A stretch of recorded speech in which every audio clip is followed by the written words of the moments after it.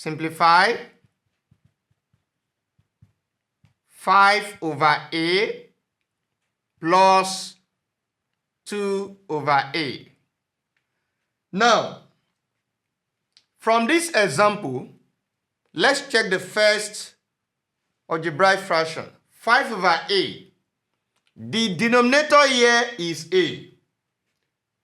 The second algebraic fraction, 2 over A, the denominator here is also A. It means that the two algebraic fractions have the same denominator. Since they have common denominator, then it is very easy to get the LCM of the denominator. So let's solve the problem. We have 5 divided by A plus 2 divided by A. The denominator of this is same thing as denominator of this. Hence, the LCM is their denominator, their common denominator. You don't need to waste time in solving this kind of problem. This is A, this is also A. So it means that the LCM of the denominator is also going to be A. Now, solving the problem, we have A here.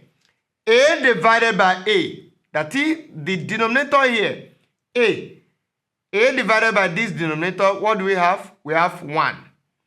1 times 5 plus, now looking at the second denominator, A divided by this A, what do we have? Also 1. So we have 1 times 2.